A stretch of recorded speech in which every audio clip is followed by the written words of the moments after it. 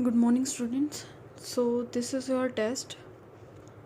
देखिए सॉल्व करते हैं। Question number 1, which will be absorbed more readily on the surface of charcoal and Y, NH3 और CO2। ठीक है, इनमें से कौन सा है जो चारकोल के सरफेस के ऊपर अच्छे तरीके से, मतलब बहुत इजीली और जल्दी से एड्जॉर्ब हो सकता है? अमोनिया या फिर कार्बन डाइऑक्साइड। ठीक है, अमोनिया और कार्बन डाइऑक्साइड। तो इसका आंसर क्या होगा? NH3 जो है, ठीक है, उसका क्रिटिकल टेम्परेचर कितना होता है? CO2 के कंपैरेटिवली ज़्यादा होता है। NH3 का क्रिटिकल टेम्परेचर CO2 के कंपैरेटिवली ज़्यादा होता है। अगर किसी चीज़ का क्रिटिकल टेम्परेचर दूसरे कंपैरेटिवली ज़्यादा है, इसका मतलब वो इजीली लिक्विफाइबल है। ठीक है, इजीली लिक्विफाई हो जाएगा। और जो गैसेस या जो चीज़ें इजीली लिक्विफाई हो जाती है, उनकी एड्जॉर्प्शन रेट जो होती है वो ज़्यादा होती है। तो अमोनिया की जो एड्जॉर्प्शन रेट होगी वो ज़्यादा होगी as compare to carbon dioxide. ठीक है, फोर्स ऑफ अट्रैक्शन जो होगा मॉलिक्यूल्स के बीच में ज़्यादा होगा, और इसलिए जो एड्जॉर्प्शन है वो लार्ज होगा अमोनिया पे। नेक्स्ट क्वेश्चन है, what happens when a freshly precipitated FeOH3 is shaken with little amount of dilute solution of FeCl3? Ferric hydroxide है, ठीक है, उसको शेक किया गया किसके अमाउंट के साथ? डाइल्यूट सॉल्यूशन है किसका? फेरिक क्लोराइड का। फेरिक क्लोराइड का जो डाइल्यूट सॉल्यूशन है उसके साथ उसको शेक किया गया।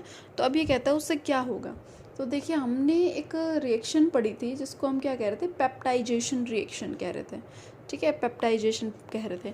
तो फ्रेशली प्रिपेयर्ड जो हमारा ये FeOH3 है, ये क्या है? पेप्टाइजेशन रिएक्शन से बनने वाला प्रेसिपिटेट है ना, प्रेसिपिटेट।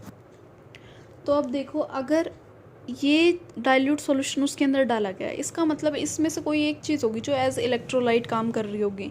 ठीक है, और इलेक्ट्रोलाइट के अंदर अगर हम ये फेरिक हाइड्रोक्साइड वाला सॉल्यूशन डालेंगे तो हमारे पास क्या आता था? कोलाइडल सॉल्यूशन आता था। कोलाइडल सोल की फॉर्मेशन में हमने ये रिएक्शन पढ़ी थी। तो FeCl3 है, FeCl3 को अगर हम करके देखते हैं क्या आएगा हमारे पास, आयंस में कन्वर्ट करते हैं, Fe3 plus plus 3Cl negative, यही आएगा। ठीक है, अब यहाँ से एज इलेक्ट्रोलाइट काम कर रहा है हमारा आयरन। क्यों?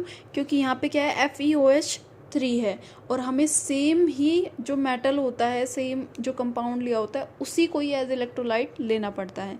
ठीक है, तो यहाँ पे Fe3 प्लस एज इलेक्ट्रोलाइट काम करेगा, और फिर जो कोलाइडल सोल बनेगा वो क्या कोलाइडल सोल बन जाएगा? यहाँ पे FeOH3 था, ठीक है, प्लस क्या हो जाएगा? Fe हो जाएगा, Fe3 प्लस। कोलाइडल सोल क्या बन जाएगा हमारे पास? Fe3 प्लस और FeOH3, ये बन गया कोलाइडल सोल।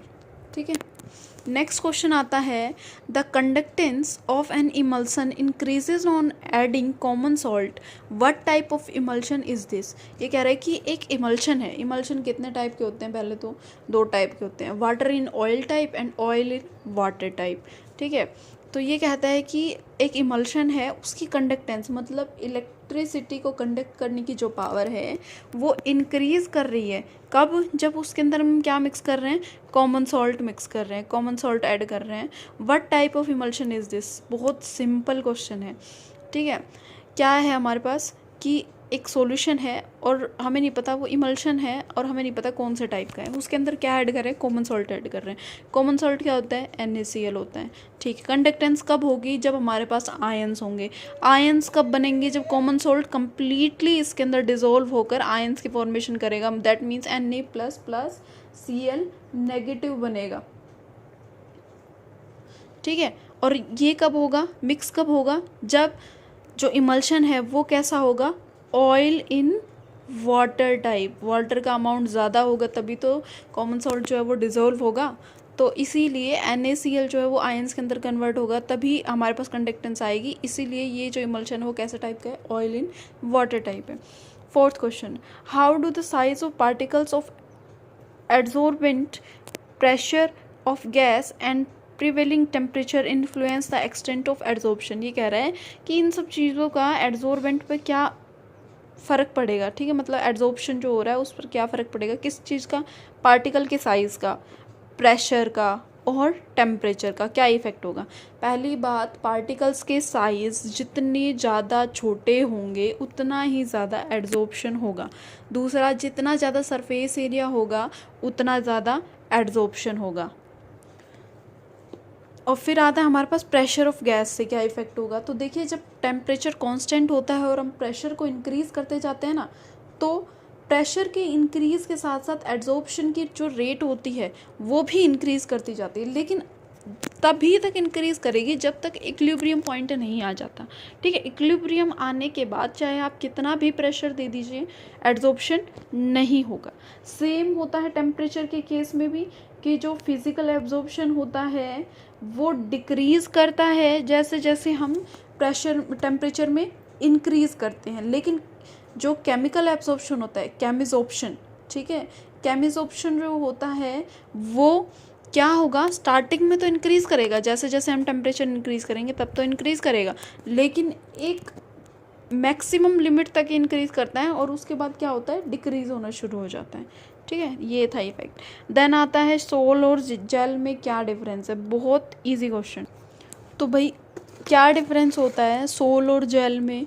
सोल जो होता है वो क्या होता है, सोल के अंदर जो डिस्पर्जन मीडियम है, डिस्पर्जन जो मीडियम होता है वो किससे बना होता है, लिक्विड से होता है, ठीक है। और जो डिस्पर्स्ड फेज है, डिस्पर्स्ड फेज जो होगा वो किसका होगा, हमारा सॉलिड होगा सोल में, ठीक है। जेल के अंदर क्या होता है, डिस्पर्जन मीडियम सॉलिड होता है और डिस्पर्स्ड फेज क्या होती है, लिक्विड।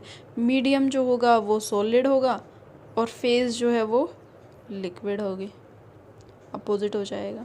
बस ये डिफरेंस है। तो ये आपका टेस्ट का सॉल्यूशन है। जिसके जो जो क्वेश्चन गलत हैं एक बार ठीक से पढ़िए उसको और सही कीजिए, और चैप्टर को एक बार फिर से याद कीजिए अच्छे तरीके से।